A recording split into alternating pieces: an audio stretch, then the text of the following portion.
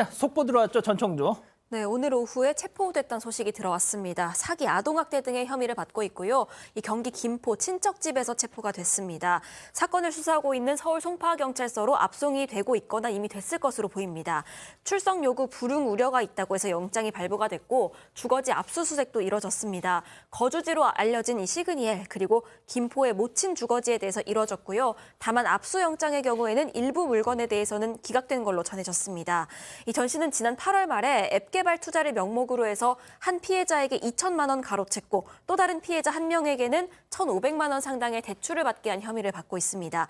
이런 사기 행각에 남현희 씨도 가담했는지 여부도 경찰이 들여다보고 있습니다. 자, 남현희 씨. 네. 전청조를 사기 혐의로 고소를 했어요? 네, 전청조만 한 게 아니라 전청조 모친 그리고 남현희 씨도 공범이다라고 해서 수사를 의뢰했던 김민석 강서구의 의원까지 고발장을 다 접수를 했습니다.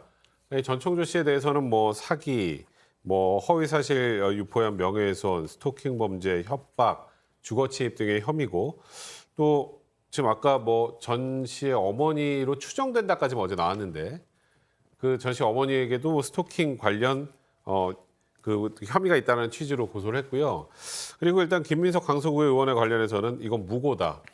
또 허위사실 적시한 명예훼손 혐의가 인정된다는 취지로 고소를 했습니다. 뭐 일단 이 혐의가 일단 인정이 될지 여부는 좀 지켜봐야겠습니다만 일단 본인의 억울함을 호소하면서 거짓말 탐지기 조사 요청서까지 함께 제출했습니다. 그러니까 보통 피해자라고 주장하는 쪽에서 거짓말 탐지기 그 조사를 받는 경우는 흔치는 않거든요. 근데 본인은 진짜 거짓말하는 게 아니고 결백하니 자진해서 받겠다는 취지의 요청서까지 제출을 한 그런 상황입니다. 자, 이 전청조가 남현희 씨 스토킹 혐의를 받았잖아요. 그러니까 그 예전에 결별을 통보하니까 그 집에 찾아가서 막 그걸 설득하려고 하다가 스토킹 혐의로 신고를 당했었는데 이번에는 전청조의 어머니까지 등장했어요. 그렇습니다. 어제 남인혜 씨에 따르면 어제 밤에 이 경찰에 신고를 했어요. 한밤중에 11시 50분 거의 자정 가까운 시각이었고 어떤 여성이 계속해서 전화를 걸고 그다음에 카카오톡이나 문자로 대화를 좀 하자, 얘기 좀 하자 이렇게 접근을 해오고 있다라는 겁니다. 그래서 그때 당시에는 이제 전청조 엄마라고 본인이 얘기를 하긴 했는데 믿을 수가 없었잖아요. 경찰이 조사를 해보니까 실제로 어머니가 맞았다라고 합니다. 그래서 일단 더 이상 연락하지 마라라고 스토킹 처벌법 자체가 한 번은 그렇게 추가적으로 연락을 못하도록 하도록 경고 조치를 하거든요. 경고 조치를 했고 이후에 실제로 스토킹 처벌법을 적용을 할지는 경찰은 이제 검토 중이고 아까 들으신 것처럼 남현희 씨는 이미 이 부분까지 포함을 해서 고소를 했습니다. 어떤 분들이 전청조 얘기 좀 그만 좀 해라 하시는데 저희도 그만하고 싶은데요. 정말 계속 나오는 거예요. 이제 뭐 무슨 밀항을 했다는 뭐 이거 뭐예요 또? 예, 지금 이제 전 씨 같은 경우는 자기 사기 행각이 밝혀진 바로 직후에 그 주위 지인에게 뭐 중국으로 혹시 그 밀항할 수 있는 방법이 있는가 그걸 알아봐 달라라고 했는데 밀항 브로커 쪽에서는 그거 알아보려면 우선 돈부터 입금시켜라 이렇게 얘기를 했다라는 거죠. 이게 이제 디스패치라고 하는 뭐 언론에서 이제 나온 얘기인데요. 실제로 이제 왜 그러면 이것이 취소가 됐느냐 하면 이 선입금을 시키려고 하다 보면 실제로 돈을 집어넣어야 되지 않습니까? 그런데 이 남 씨가 가지고 있는 세컨폰이 바로 이 전 씨의 금고나 다름없었다는 거죠. 거기에 공인 인증서가 깔려 있어 가지고 모든 금융 거래가 그 가능한 이 세컨폰이 바로 남 씨의 손에 있었기 때문에 그것이 이루어지지 않아서 지금 이제 포기를 한 상태고 그 이후에 자기 어머니가 살고 있는 그 김포 쪽에서 몸을 숨기고 있다가 이렇게 체포가 된 것이죠. 자, 그럼 여기서 두 번째 사건 체크포인트 짚어보죠. 남현희도 알고 있었다. 자, 어제 전청조가 언론 인터뷰를 했어요. 그동안 불거진 논란에 대해서 자기 얘기를 다 했는데 그걸 좀 짚어보겠습니다.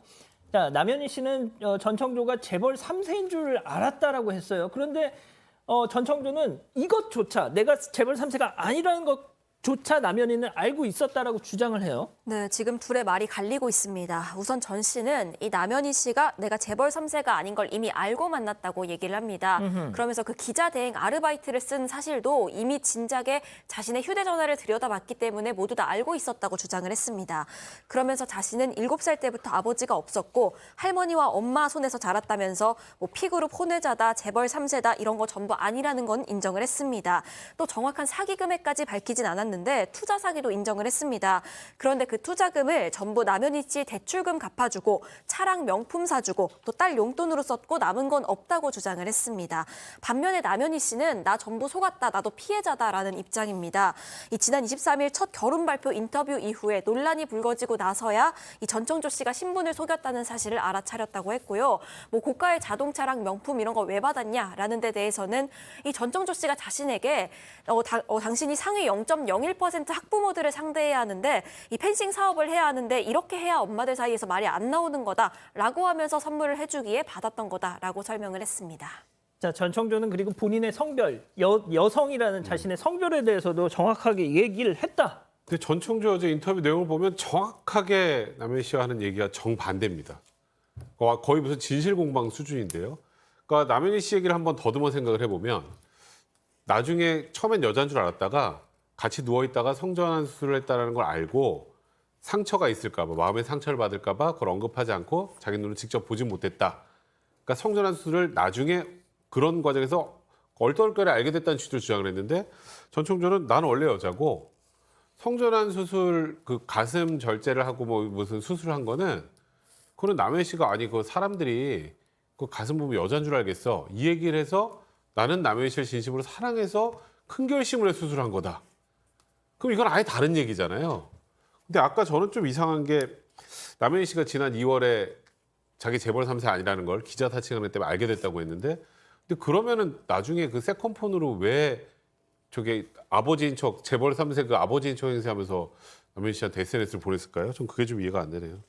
자, 두 사람 말이 다른 게 또 있습니다. 바로 임신 부분인데 이 남현희 씨는 어제 라디오 인터뷰에서 이 전청조가 고환 이식으로 임신이 가능한 줄 알았다라고 했어요. 자, 그런데 전청조 얘기는 또 완전 달라요. 그러니까 먼저 남현희 씨는 그렇게 얘기를 했죠. 테스트기를 10개를 다 전 씨가 가져다 줬고 이걸로 나와서 임신을 했다라는 게 너무 이해가 안 가서 산부인과에 가보고 싶었는데 전 씨가 막았다라고 했다라는 겁니다. 근데 남현희 씨는 아니다. 그냥 경호원들이 사온 걸 자기는 전달만 했다라는 거고 나 임신 못 시킨다는 거 내가 더 잘 알고 있는데 임신을 했다 그랬더니 오히려 자기가 이상했다라는 겁니다. 그리고 병원에 가봤더니 유산을 했다. 노산이었기 때문에 그랬던 것이지 뭐 남현희 씨가 누구 때문에 아이를 가지게 되는지까지도 자기는 다 끌어낼 수 있다. 이런 식의 얘기를 하고 있어요. 아, 교수님, 그냥 교수님 좀 정리를 해 주십시오. 저 네. 아니, 솔직히 이거 진짜 그만 얘기하고 싶은데요. 예, 일반적으로 우리가 그 국민들이 상식적인 그 상황에서 이 얘기를 자꾸 들으니까 정신적인 피로감이 상당히 큽니다. 왜냐하면 뭐 재벌 3세인지 알았냐, 이거 뭐 여성인지 알았냐, 남성이냐, 임신이냐 아니냐, 뭐 고환 이식이냐, 뭐 별별 소리가 다 나오고 있는데 지금 이제 그 이 전 씨가 남 씨를 가스라이팅한 게 아니고 뭐 어떻게 보면은 그 이 좀 같은 뭐 혐의가 있다라고 해서 지금 이제 고소도 된 거고 또 그 고소한 사람들을 또 다시 또 고소를 한 그런 상황이니까 글쎄요. 지금 이제 한 15살 정도 차이가 나지 않습니까? 그런 상황에서 그때 여성 잡지사에서 결혼 발표를 하고 어떤 문제가 나왔을 때 강력하게 법적 대응을 하겠다라고 한 것이 불과 얼마 전의 일인데 지금 완전히 지금 상황이 달라졌습니다. 그래서 서로가 이제 책임을 전가하고 하는 그런 상황인데 도대체 어디까지 끌고 갈 것인가라고 하는 것이 정말 이거 좀 어느 정도 좀 정리가 됐으면 하는 그런 마음입니다. 사건의 진실을 추적하고 싶다는 사반 가족분의 사연인데요. 궁금하시다면 사건반장 유튜브 채널을 구독해주세요.